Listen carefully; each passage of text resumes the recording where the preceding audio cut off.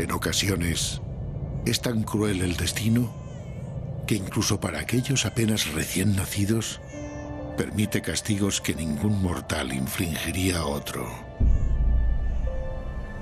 si no fuera por evitar para sí mismo la más funesta de las desgracias. Pero no es sencillo para los hombres de noble corazón, por más que sean esclavos, por más que estén sujetos a las órdenes que han recibido, abandonar a su suerte a un niño que llora pidiendo auxilio, sin importar que esa criatura haya sido condenada a muerte por un rey tan poderoso como Layo, soberano de Tebas.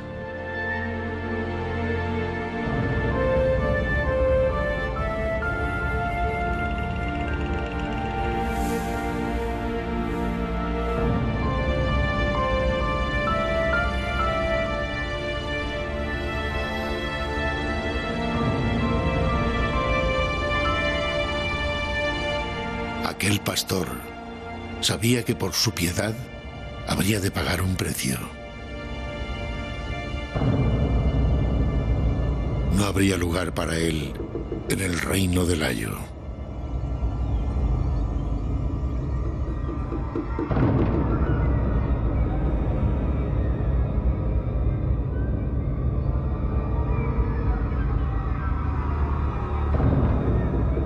Y solo entregando en secreto el recién nacido a Pólibo, soberano del vecino reino de Corinto, podría hallar refugio.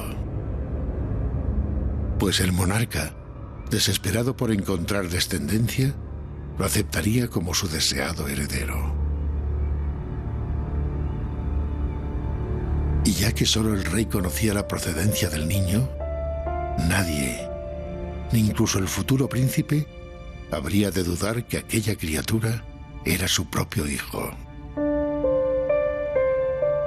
Para todo el reino sería su único sucesor, aquel al que todos conocerían como Edipo.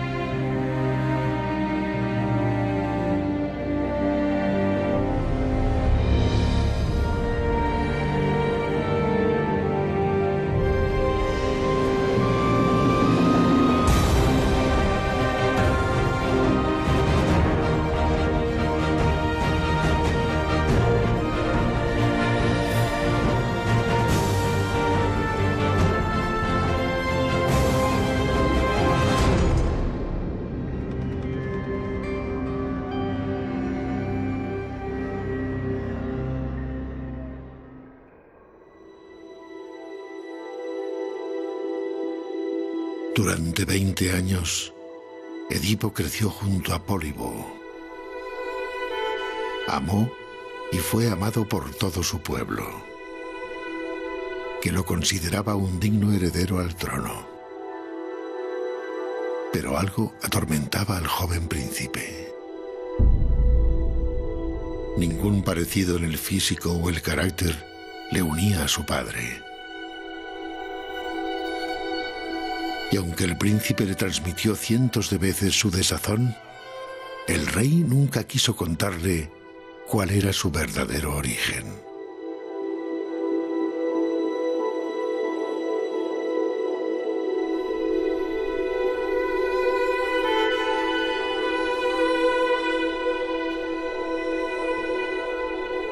Las explicaciones de su padre no satisfacían las dudas que albergaba el corazón de Edipo.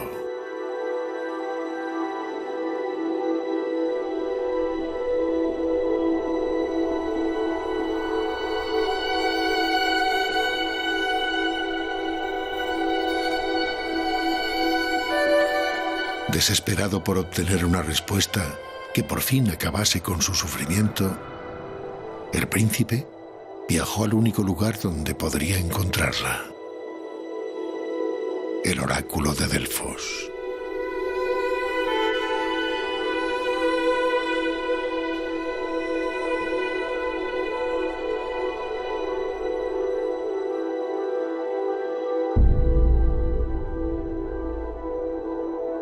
Allí, donde las sacerdotisas del dios Apolo eran capaces de desvelar cualquier secreto.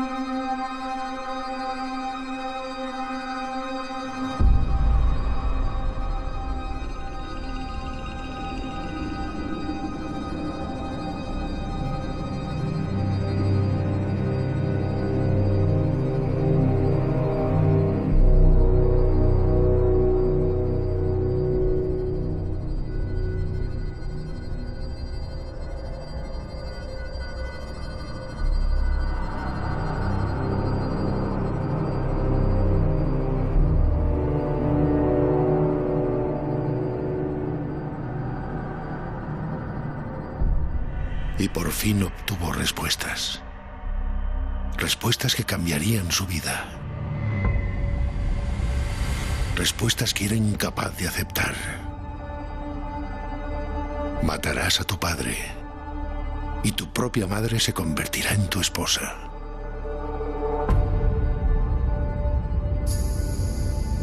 Así de cruel fue el destino que le había sido desvelado.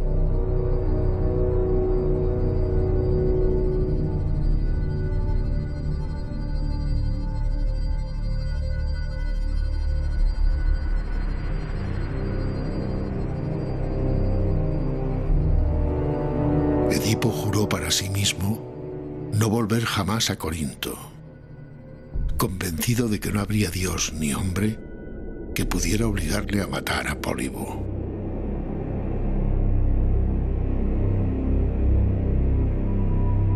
En su huida desesperada, el príncipe se negó a ceder el paso a un peregrino que, como él, venía en busca de la sabiduría del oráculo. Y lo que podía haber quedado en una simple disputa se convirtió, fruto de la rabia y la cólera que la maldición había sembrado en Edipo, en el comienzo de una de las mayores tragedias que la humanidad hubiera conocido.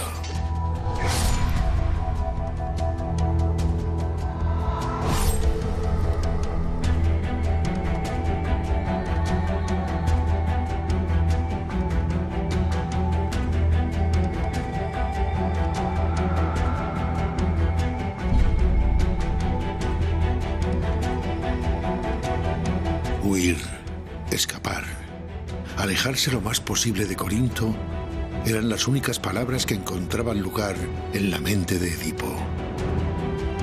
Pero el destino, o quizás la secreta voluntad de algún dios, quiso que Edipo se dirigiese hacia Tebas.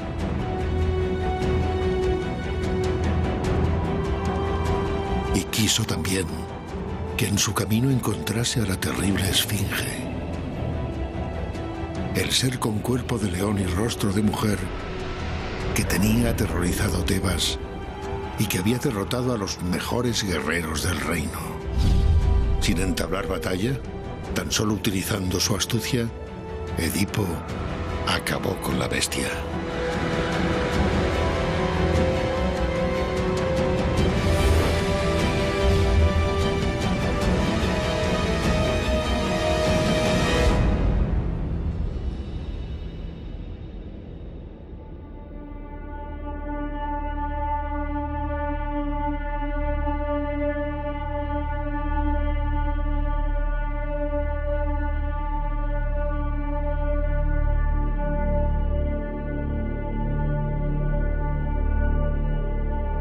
Cuando por fin llegó a la ciudad, la reina Yocasta de Tebas reclamó su presencia para mostrarle el agradecimiento de todos los ciudadanos.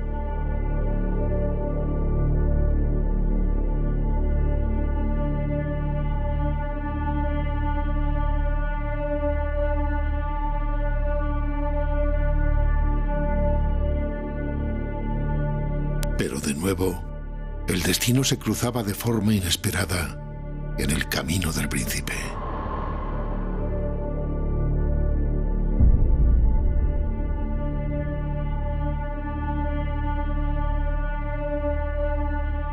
llegaron noticias de que el rey Layo había muerto.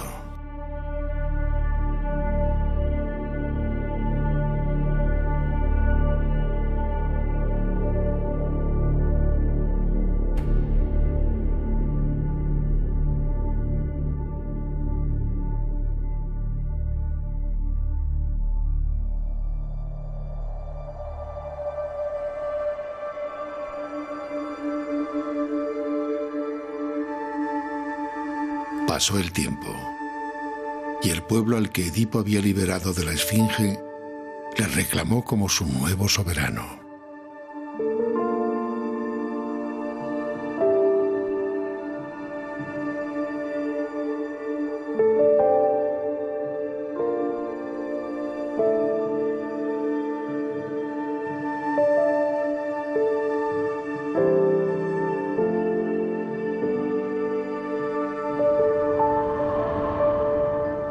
Durante 10 años, Tebas vivió una época de prosperidad como nadie era capaz de recordar. Los campos bullían de esplendor. Las gentes vivían en paz y felicidad. Y la reina había dado a Edipo 4 descendientes. Toda profecía, todo mal augurio parecía haber quedado atrás. Hasta que el peor de los castigos vino a visitarles para apoderarse de toda la ciudad. La peste negra invadió los hogares y las plazas. Los hombres cayeron por cientos.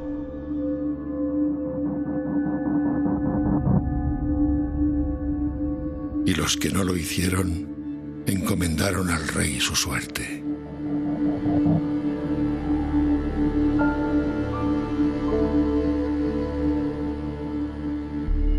Edipo sabía que solo los dioses podían ser responsables de un castigo como el que sufrían.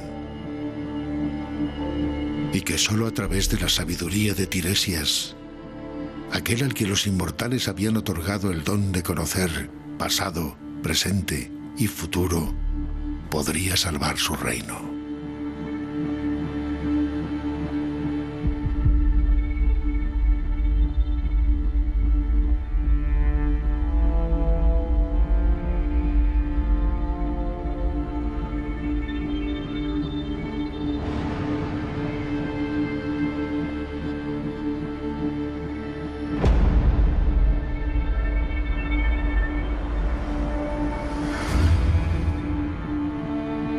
El adivino advirtió a Edipo de que hasta que Tebas no conociese el nombre del asesino del rey Layo, no habría paz para sus ciudadanos.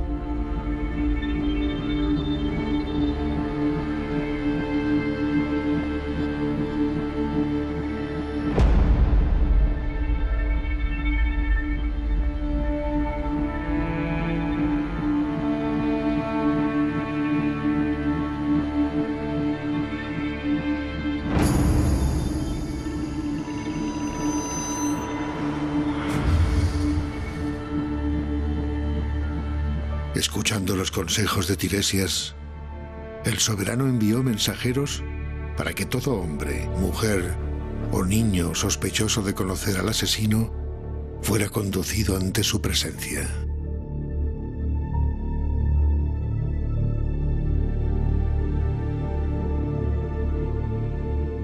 Y no tardaron mucho sus desesperados súbditos en llevar ante el rey a aquel que parecía conocer lo sucedido.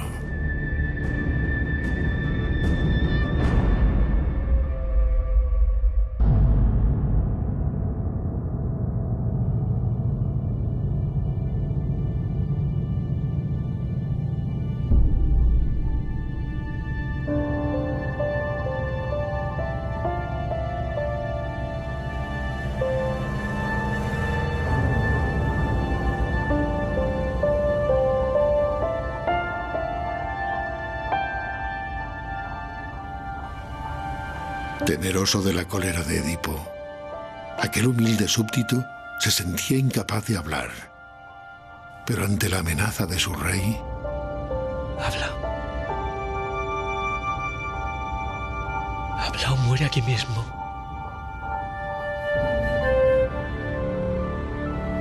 el hombre comenzó a relatar lo que años atrás había presenciado. Narró cómo, escondido entre la maleza, había sido testigo de la lucha a muerte que el rey Layo había mantenido con un encolerizado peregrino.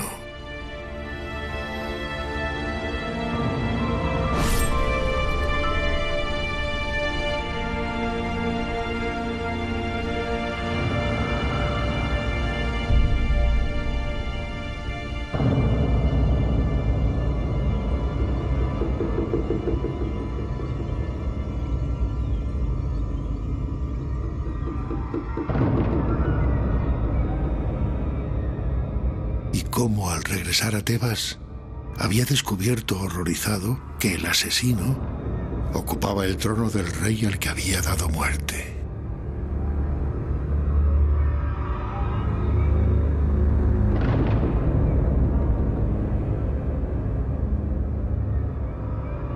Mientras Edipo comprendía lo que había hecho, Yocasta supo cuán cruel era su condena.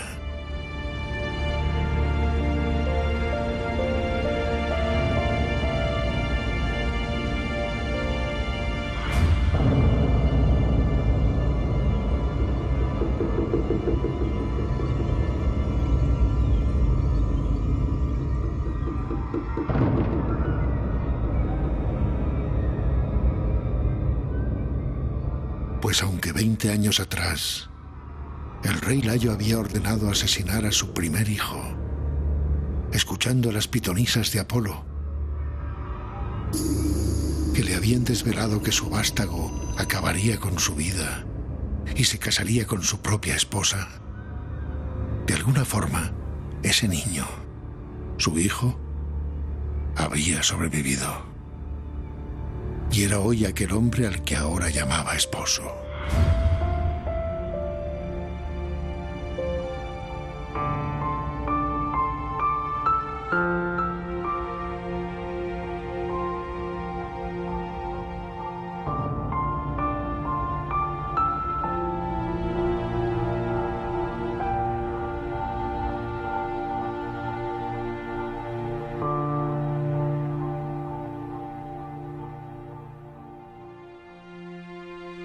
Pero no fue este el final de la tragedia que habría de abatirse sobre el palacio de Edipo. Pues desesperada por el dolor y derrotada por la vergüenza, Yocasta sucumbió a la tristeza y se quitó la vida en la misma habitación donde tantas veces había yacido con el que creía su esposo, y resultó ser su propio hijo.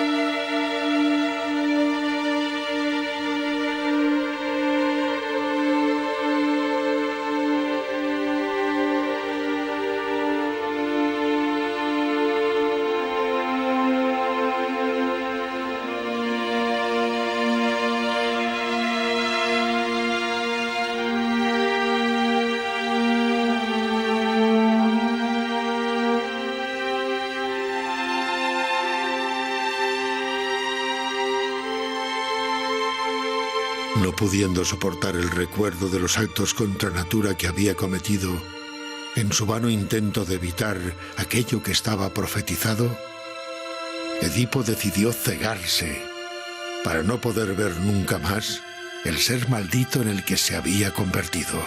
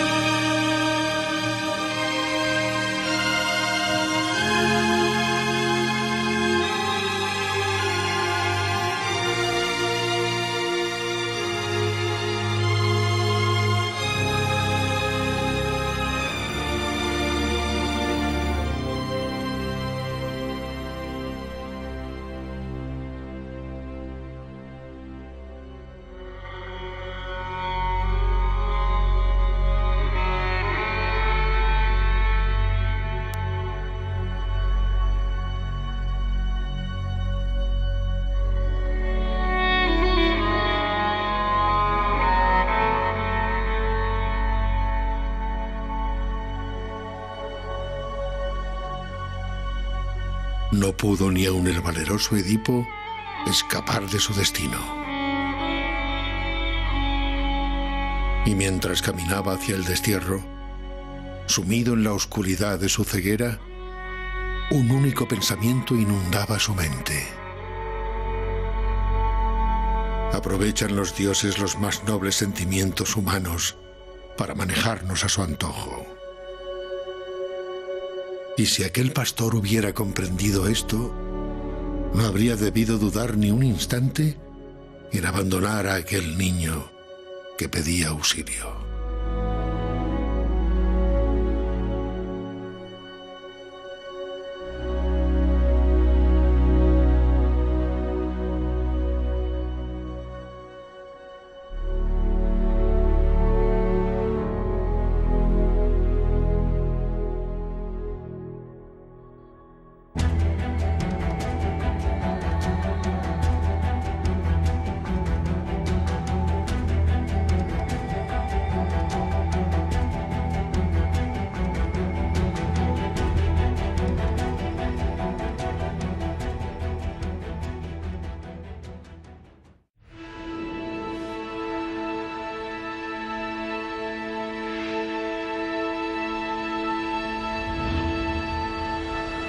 Las Moiras, las diosas que han estado trazando la senda que han de seguir los hombres a lo largo de sus vidas, gobiernan desde el comienzo de los tiempos el destino de la humanidad.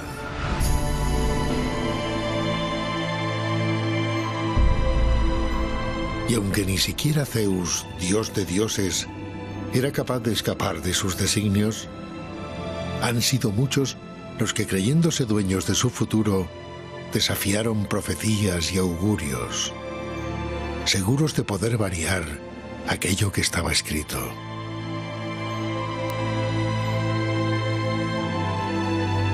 Pero ni los mejores entre los héroes, ni los más poderosos entre los reyes, estaban a salvo de los caprichosos mandatos de las Moiras del destino.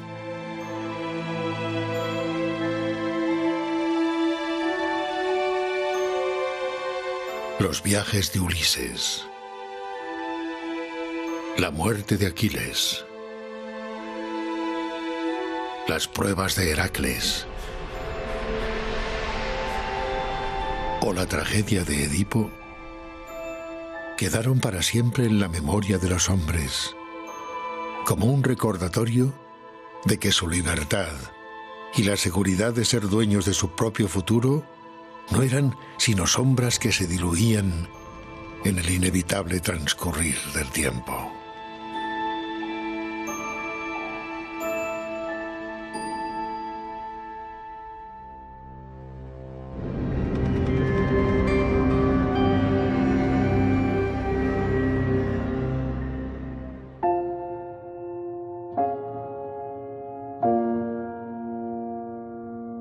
El destino, la fuerza sobrenatural que guía la vida humana, se ha presentado ante los hombres de innumerables formas desde el comienzo de los tiempos.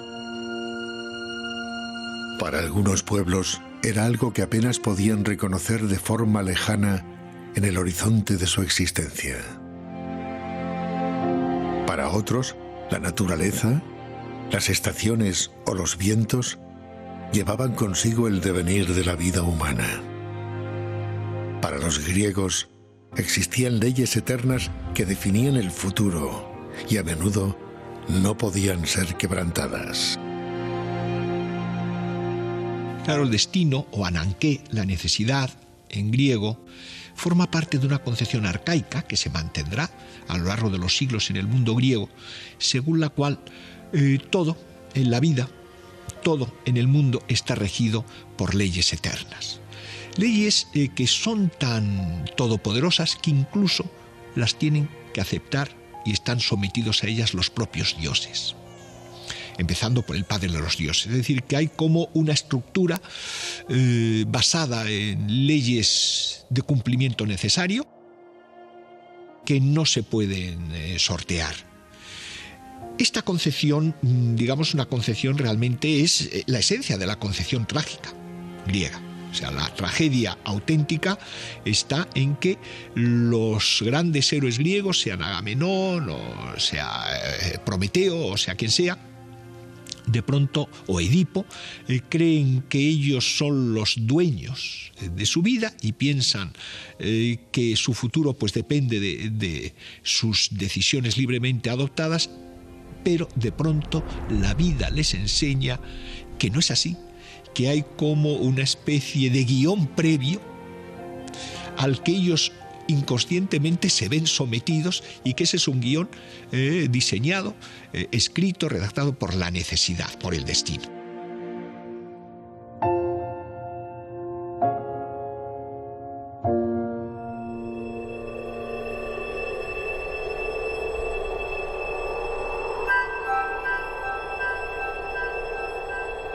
Pero no todos los mortales desconocían los secretos avatares del destino. Existían quienes, a través de ritos ancestrales, eran capaces de escuchar a los dioses y transmitir a los hombres sus designios. Estas mujeres eran conocidas como las Pitias y sus lugares de culto como los oráculos. Allí había unas figuras que eran los profetas. Todos los profetas eran los que se encargaban de explicar las respuestas que daba la Pitia, la Sibila, digamos la divina, que respondía con palabras que aparentemente no tenían sentido a las preguntas que se le hacían, a las consultas que se le hacían. La figura del profeta desempeñaba un papel muy grande, sobre todo en el santuario de Delfos. Delfos es el santuario en el que está presidido, ¿no?, por la divinidad Apolo, y se supone que el dios se manifestaba a través de una mujer, que solía ser pues una mujer del pueblo, que se sentaba sobre un trípode, entraba en estado de éxtasis, transmitía, digamos, la respuesta que el dios daba a aquellos particulares o representantes, embajadores y demás, representantes de distintos estamentos sociales, pues iban a hacerle una serie de preguntas y la Pitia respondía, se supone que entusiasmada, ¿no?, entusiasmos es el término griego, ¿no?, entusiasmo, imbuida, ¿no?, de la divinidad, ¿no? Se supone que el dios hablaba por medio de la Pitia, ¿no?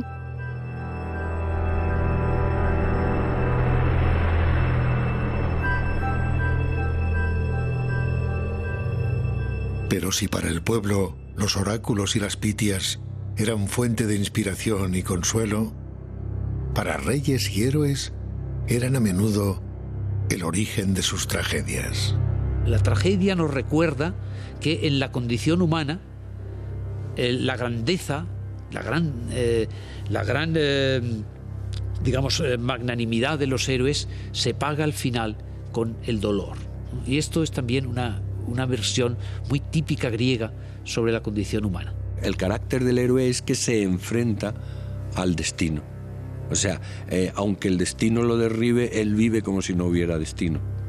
Como si la libertad pudiera ser el motor de verdad, las decisiones del hombre, la causa de verdad de todo lo que tiene, de lo bueno y de lo malo. Los héroes griegos eligen siempre su camino. Lo que pasa es que la condición humana está ligada a la ignorancia y al dolor. Y de ahí no se puede uno escapar. El héroe siempre resiste el designio de los dioses y a través de la acción afirma su libertad frente al destino. Es el que dice, el destino me da por aquí, pero yo doy por allá. El destino del hombre a través de las manos de Dios o de sí mismo se refleja otra vez y viene naturalmente del origen de la tragedia griega. Y no existió héroe que simbolizase mejor las tragedias que acompañan al inmutable destino que Edipo.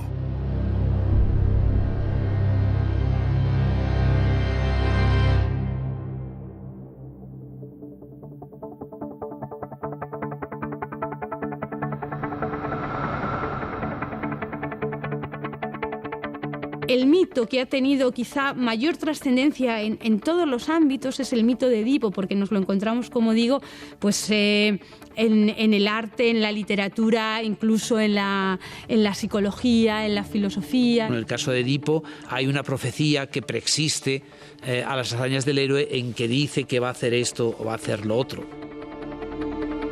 Una profecía que le condenaba a matar a su padre y desposar a su madre. Una profecía que intentó evitar a toda costa, huyendo de quienes creía sus progenitores, para descubrir más tarde que aquellos no eran más que padres adoptivos, y que en su huida había matado por accidente a un caminante que resultó ser su verdadero padre.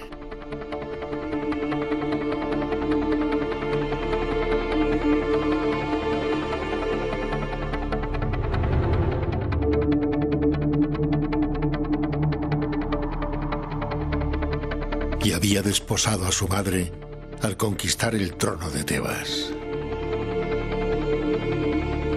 Pero el destino no solo se manifestaba en forma de profecía, sino que incluso para aquellos que habían logrado hazañas inimaginables, a veces los dioses tenían reservados terribles finales. Hay una frase antigua griega que dice que a quien los dioses quieren perder, primero lo enloquecen. Y eso recordaría que la condición humana, incluso la condición de los héroes, tiene siempre grandes riesgos, y uno de ellos es no solo enfrentarse a peligros reales en el mundo real, sino también ese ataque interior que representa la locura, y está claro en el caso de Heracles. Heracles, Hércules como sería conocido en Roma, hijo de Zeus y de una princesa mortal, es condenado por Hera, esposa de Zeus, al mayor de los sufrimientos como castigo por la infidelidad que éste había cometido.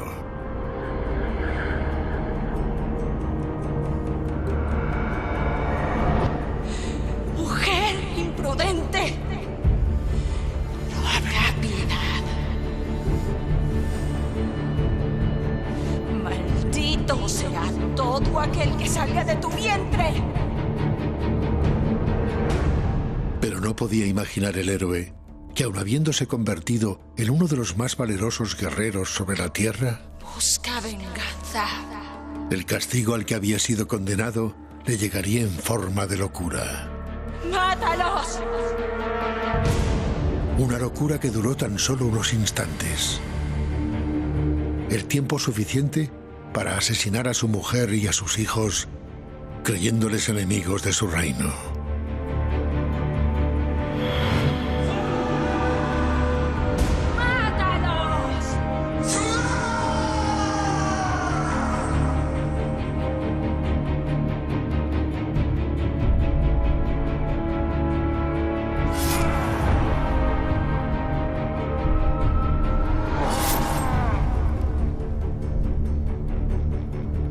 Una locura que solo podría espiar, completando las 12 pruebas que le convertirían en un ser inmortal.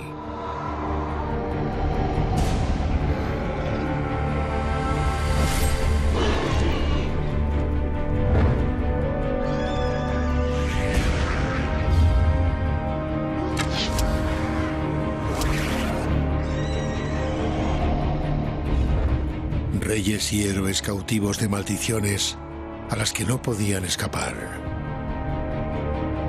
Hijos de dioses a los que ni siquiera sus padres inmortales podían proteger de un futuro aciago. Condenas que recaían sobre aquellos que podrían liberar a la humanidad de las cadenas que para ellos habían forjado los dioses. Todos eran sometidos por la fuerza de las moiras del destino. Pero no todos los que de antemano conocían su futuro trataron sin suerte de evitarlo.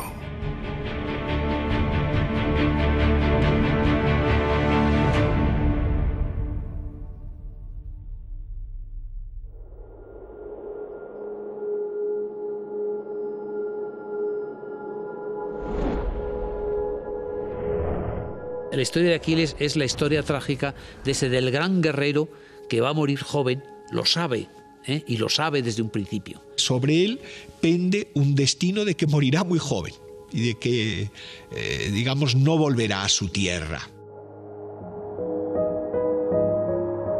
Aquiles, hijo de Tetis, diosa del mar, supo desde niño que ir a luchar a Troya sería su final como hombre, pero su comienzo como leyenda.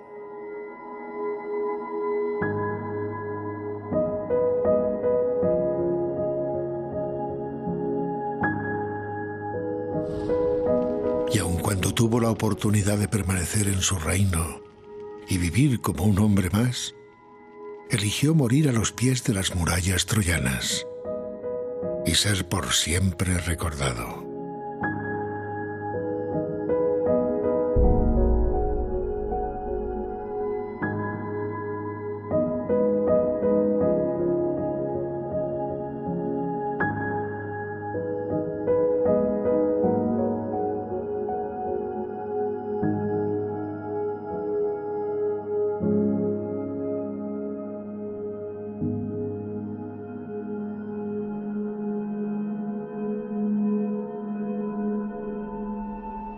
También decidían los dioses de antemano quién debería ser aquel que cambiase el mundo tal y como había sido conocido hasta ese momento. De un derrotado, de un rey sin reino, del caudillo de un pueblo humillado, quisieron crear al fundador del mayor imperio que jamás hubiese existido y en el que ellos mismos deberían ser venerados. A Eneas, último de los príncipes troyanos, le fue encomendado levantar a su pueblo desde la derrota y conducirlo hasta Italia, donde debería fundar el gran imperio romano.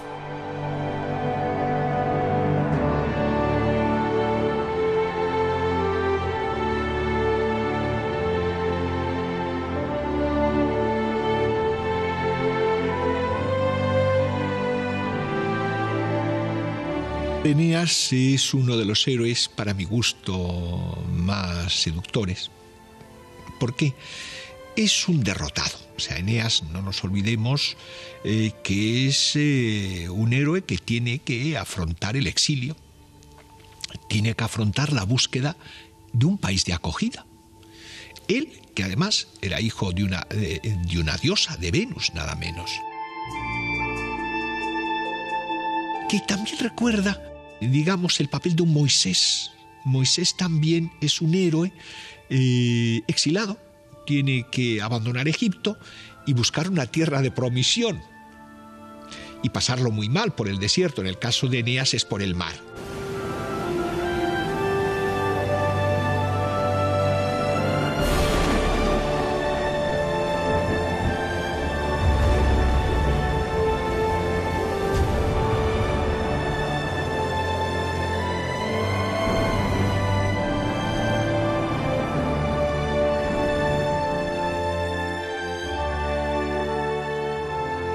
Pero además de innumerables aventuras y peligros, el príncipe troyano tuvo que luchar contra el amor que sentía por la reina de Cartago.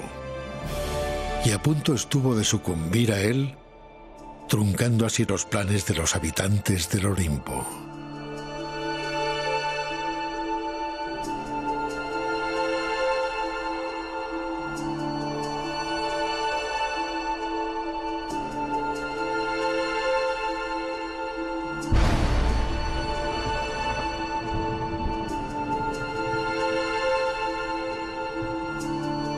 Si no fuera porque, como el valeroso Ulises antes que él, fue capaz de escuchar el consejo de los dioses y abandonar Cartago para cumplir lo que había sido profetizado.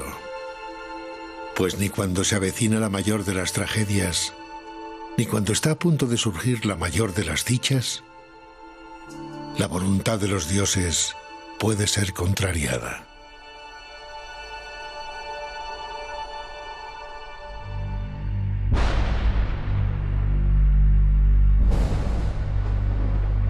Yo pienso particularmente que hay destino pero también hay libertad, y que hay una especie de diálogo, como una especie de lucha, de tensión, que a veces se resuelve de manera armónica, como en una sinfonía, entre el destino y la libertad, y otras veces hay una oposición insufrible. A mí me parece que el destino ha tenido siempre para el ser humano ese punto de desconocido, ¿no? El punto en el que entra uno en un túnel desconocido y que siempre asusta mucho, ¿no? La ciencia lo intenta explicar todo y yo creo que hay partes que siguen siendo inexplicables.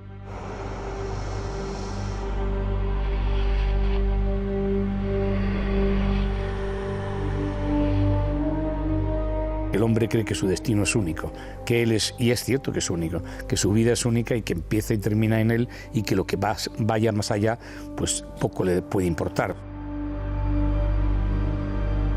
El destino fue para los griegos un elemento central de sus vidas, que generación tras generación fue marcando el devenir de las historias que constituían su mundo.